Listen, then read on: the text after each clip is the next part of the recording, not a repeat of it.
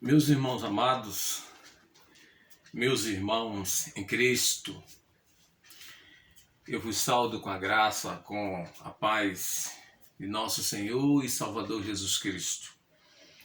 Aquele que é o nosso Deus, aquele que é o nosso Senhor, aquele que é o nosso Redentor, o nosso bom pastor.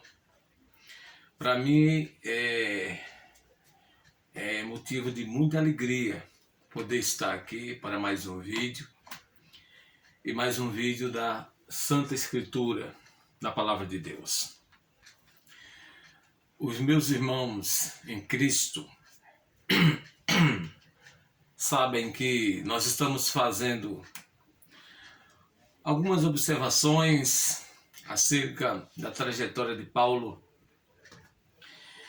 e isso baseado no livro de Atos dos Apóstolos, a partir do capítulo 9 de Atos dos Apóstolos. E essas observações que nós estamos tentando fazer é para compreendermos aquelas magníficas palavras de Paulo aos irmãos de Filipenses. Vocês lembram que quando Paulo estava preso em Roma, ele escreve uma carta aos Filipenses. Ele diz no capítulo 1, verso 12, que as coisas que aconteceram a ele ou com ele contribuíram para o progresso do Evangelho. Olha lá, para o progresso do Evangelho. Então, ao ler esse verso, algo me chama a atenção, e vocês já perceberam que eu venho tratando dessas coisas que Paulo se refere aqui. Que coisas são essas? É muito interessante esse verso e fazermos também essa pergunta. É importante que nós possamos entender que coisas são essas. E eu já falei aqui em alguns vídeos sobre essas coisas que Paulo se refere quando ele escreve essa carta aos Filipenses, no capítulo 1, verso 12. Como, por exemplo, eu já citei aqui, a sua perseguição lá em Damasco, quando ele prega na sinagoga. A sua rejeição em Jerusalém, quando ele vai buscar refúgio na igreja em Jerusalém. E não encontra, né? O esquecimento que ele passou, né, lá em Tasso, aproximadamente por 10 anos, ele fica esquecido em Tasso. É um esquecimento ali que Paulo passa em Tasso. O apedrejamento que ele sofreu em Listra, quando ele faz sua primeira viagem missionária. Os açoites e prisão em Filipos, naquela colônia romana, quando ele chega com Silas e Timóteo, e é apedrejado, aliás, é açoitado e preso em Filipos. Em seguida, ele é escorraçado de Tessalônica, ele é exortado de Bereia, chega em Atenas, terra dos deuses, e aqui em Atenas, Paulo é, irmãos, chamado de tagarela. É chamado de tagarela.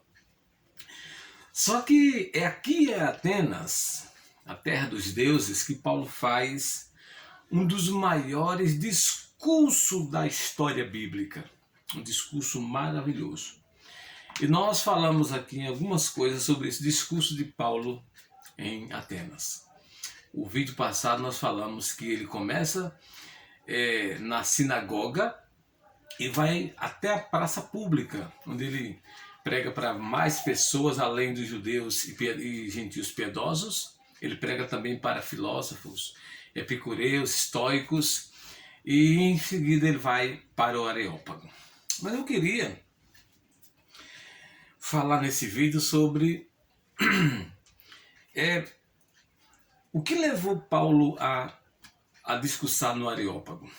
Você vai perceber que antes de Paulo falar o seu maior sermão, ou um dos maiores sermões, algumas coisas acontecem antes desse sermão, porque o sermão começa no verso 24 até o verso 31.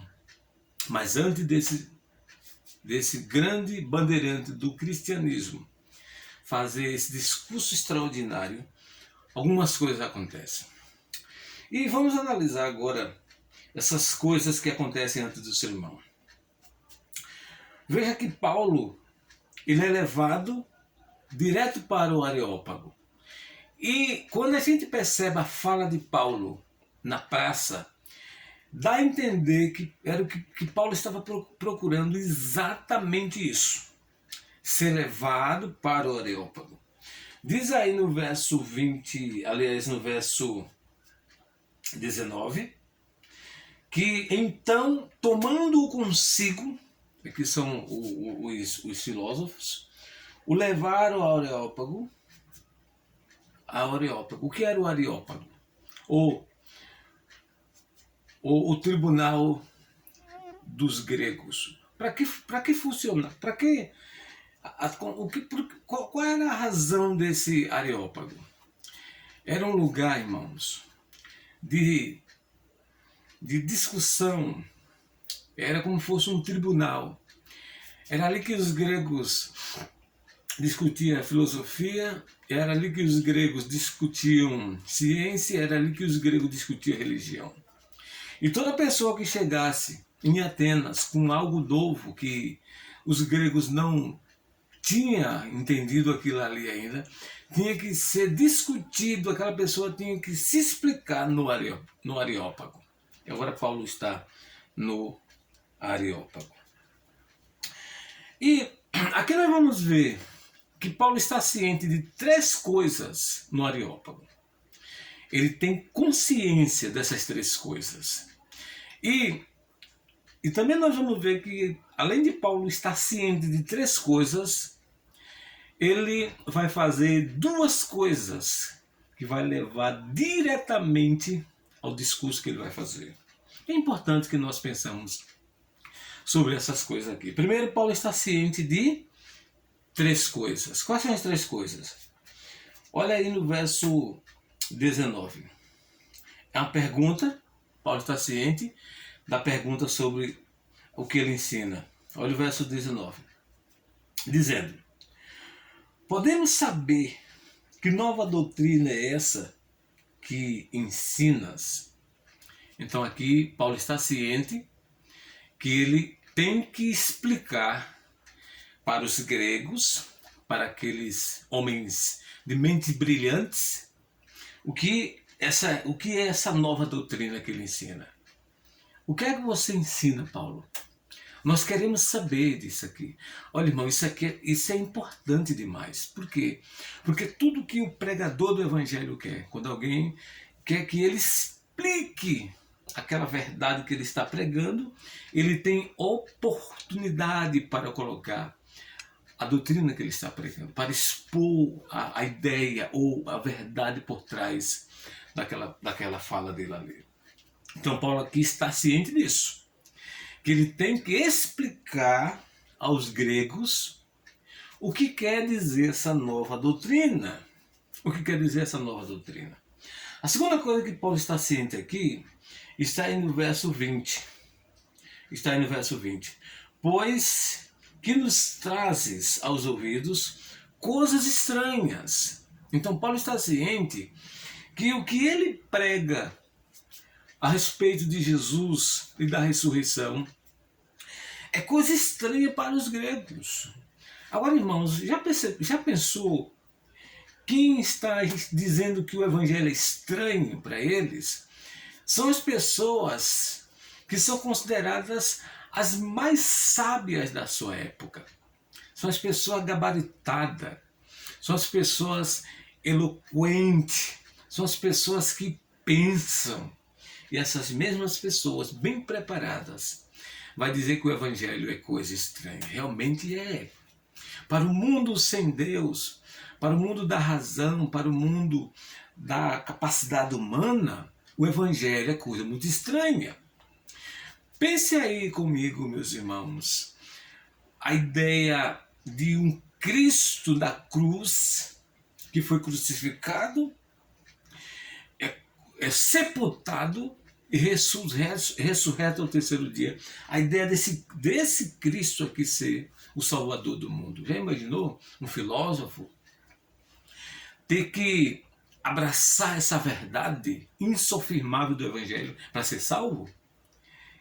Então, para ele aqui, isso é muito estranho. Então, Paulo está ciente que deve explicar para os gregos e que o que eles acham é estranho, a verdade do Evangelho. Então, Paulo está ciente dessas duas coisas aqui, que ele vai ter que se explicar.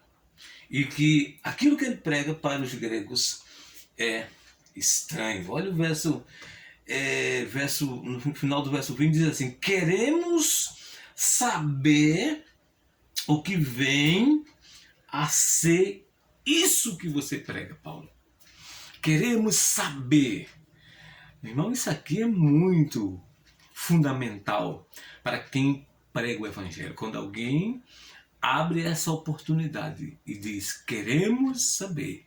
Embora que nós sabemos que esse querer saber aqui é do ponto de vista filosófico.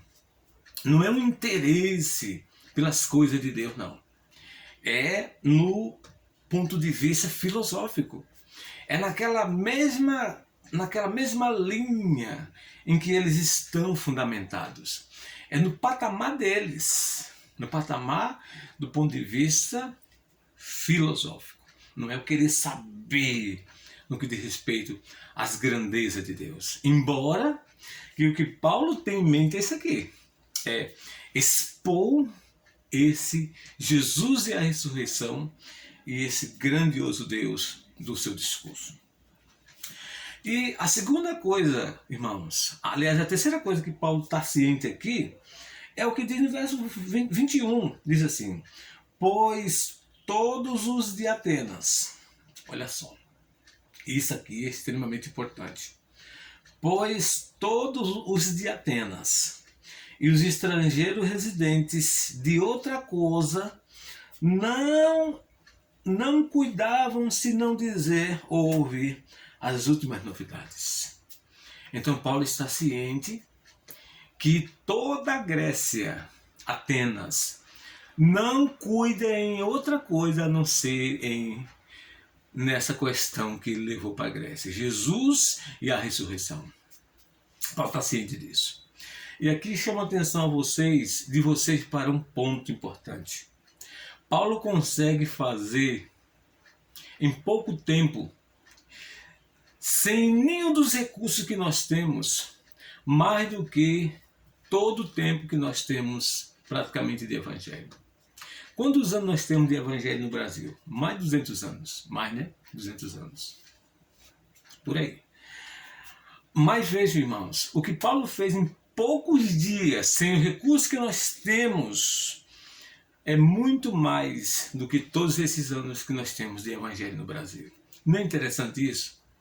Veja que nós temos tudo nas mãos. Nós temos a internet, nós temos as redes sociais, temos o WhatsApp, telefone celular, temos a imprensa, não é? Temos uma série de coisas que nos favorece para a gente levar o Evangelho. Paulo não tinha nada disso, e pasmem, senhores, ele revolucionou a terra dos deuses. Ele revolucionou a terra da sabedoria, a Grécia, em poucos dias, sem nenhum dos nossos recursos nas mãos. Agora perceba outra coisa interessante no verso 21, que as coisas que os atenienses e os estrangeiros debatiam naquele momento ali era sobre Jesus e a ressurreição. Então, a filosofia perdeu a audiência, a ciência perdeu a audiência, as questões religiosas, filosóficas, debatidas pelos gregos e os estrangeiros, perdeu a audiência para a verdade de Jesus e a ressurreição. Então Paulo está ciente dessas três coisas aqui. Agora, Paulo vai fazer, irmãos amados, duas coisas extremamente importantes. Ele está ciente de três. Primeiro, ele vai ter que se explicar. Segundo, o que os gregos entendem é estranho. Terceiro, toda a Grécia já sabe, já está debatendo, discutindo, ele já tem uma grande repercussão. E agora Paulo vai fazer duas coisas que levou ele ao Areópago. Porque se ele não faz essas duas coisas aqui, ele não conseguiria chegar a levantar o seu maior discurso em Atenas. Qual foi a das coisas que Paulo fez? Primeiro, foi elogiar a religiosidade dos gregos. Olha o verso 22. Então Paulo, levantando-se no meio do Areópago, disse: Senhores atenienses, olha só, em tudo vos vejo acentuadamente religiosos. Vocês são extremamente religiosos. Sabe quem está dizendo isso aqui? Aquele mesmo homem que fez um passeio na Grécia, em Atenas, e ficou indignado com a idolatria dominante. E Paulo está usando aqui um ponto alto de um grande orador. Alguém já disse, e eu concordo plenamente, que um grande orador, ele não se dirige ao seu auditório fazendo uma crítica, mas tratando de elogiar aquele auditório, porque ele está criando uma ponte, e Paulo faz isso. Já imaginou se Paulo chega aqui e diz assim: vocês são idólatras, vocês não conhecem o Deus verdadeiro, vocês estão adorando imagens de escultura. Paulo não chegava a fazer o discurso no Areópago. Talvez ali ele já fosse apedrejado. Mas ele aqui está criando uma ponte, ele está usando de sabedoria. Irmãos, às vezes nos falta sabedoria para pregar o Evangelho. Não é que Paulo está concordando com toda a idolatria da Grécia. É que Paulo está criando ponte, Paulo está criando, Paulo não está cavando abismo, ele está fazendo criando um caminho para chegar até onde ele quer. Ele quer fazer o maior discurso da sua chegada em Atenas. Então Paulo aqui é maravilhoso, né? Ele elogia. Rapaz, vocês são muito religiosos. Em tudo vocês são religiosos. E aquilo os atenienses, opa, o cara está do nosso lado. Não está. Ele está só criando um ponto para começar o seu meu discurso. Então, isso aqui é o que Paulo faz, em primeiro lugar. Segunda coisa que Paulo faz, irmãos, é deixar os atenienses, os gregos, com curioso. Olha o verso 23. Olha o verso 23. Por quê?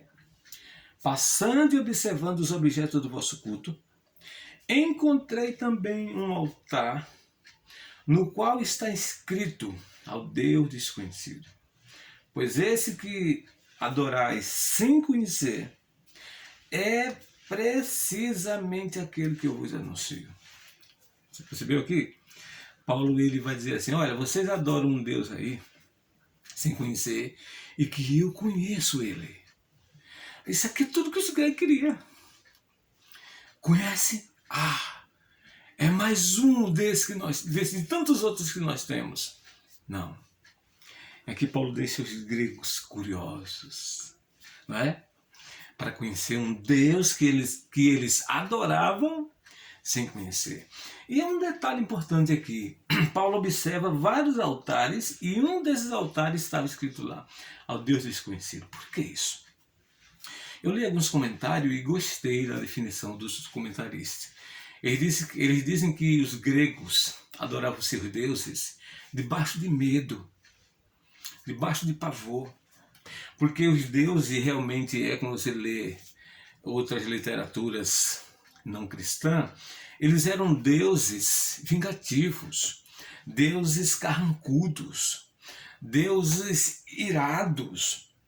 E os gregos, por ter vários deuses, eles não sabiam a quantidade certa desses deuses que eles tinham. E eles pensavam assim: mas se a gente esqueceu de adorar um desses deuses aí, e ele de repente se irá contra nós, o que é que nós vamos fazer? Eles disseram: não, a gente faz um altar para ele, porque se ele se revoltar contra nós, temos um pano de fundo e podemos dizer assim para ele: o Senhor está irado contra nós, mas não é com razão, porque nós temos um altar para o Senhor ali, ó. Nós não sabemos quem é o Senhor, qual é o seu nome, de onde o Senhor é, mas nós temos um altar ali para o Senhor. Então, por isso que tem aqui um altar ao Deus desconhecido. E Paulo pega esse gancho e diz assim: pois bem, eu sou o pregador desse Deus que vocês adoram sem conhecer. Esse Deus que vocês adoram sem conhecer.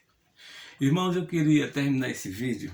Eu disse que que faria mais um vídeo desse sermão de Paulo de Atenas, mas não vai ser possível. Nosso tempo já esgotou, não é? Esse é o segundo vídeo que nós estamos fazendo.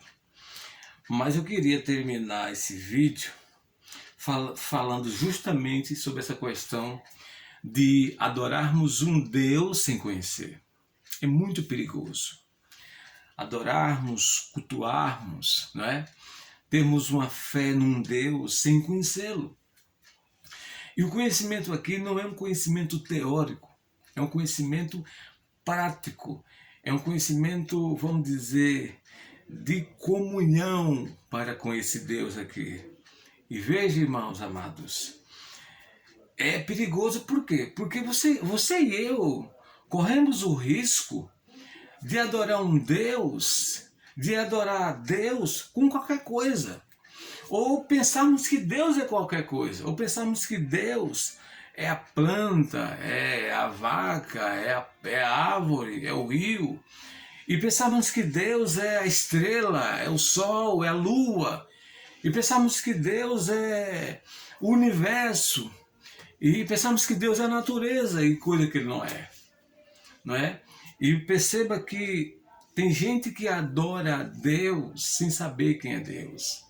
E isso é perigoso porque pensa que Deus é uma imagem, pensa que Deus é um ídolo, pensa que Deus é uma estátua de sal, pensa que Deus é uma estátua de madeira, de gesso, e não é. E perceba que essas pessoas que se dirigem a essas estátuas, né, a essas coisas criadas pela arte e imaginação dos homens, fazem isso com sinceridade. Elas não estão ali brincando, brincando com aquela estátua, estão com sinceridade. Os mesmos pedidos que elas fazem como se estivessem fazendo para o próprio Deus. O mesmo tom de agradecimento, você percebe que são coisas sinceras, só que corre o risco porque possa ser que esteja adorando Deus sem saber quem é esse Deus. Então, meu irmão, minha irmã, saiba quem você adora. Conheça Ele, tenha comunhão com Ele, se entregue a Ele, viva para Ele. Ele não é uma imagem criada por mim e por você. Na verdade, foi Ele que nos criou a sua imagem e a sua semelhança. E nós não podemos criar Deus para nós mesmos. Ele é o nosso Criador, o nosso Redentor, o nosso bom pastor, o Senhor e Salvador Jesus. Um abraço, fiquem com Deus e até a próxima, se Ele assim nos permitir. Vamos tentar agora cobrir o sermão de Paulo a partir do capítulo 20, a partir do verso 24, que é um desafio para nós, mas é um sermão espetacular. Agradeço a vocês que se inscreveram nesse canal. Eu sei que eu tenho um parceiro aí comigo. Eu sei que tem gente pensando como eu penso, vivendo a fé como eu vivo. Então, muito obrigado você que se inscreveu. E você que ainda não se inscreveu, faça um esforçozinho, se inscreva, participe, Deus conta conosco para levar esse evangelho de graça a toda criatura. Aquele que for salvo, aquele que crê e for batizado, esse será salvo. No nome de Jesus, no nome do Senhor. Até a próxima, se Deus quiser.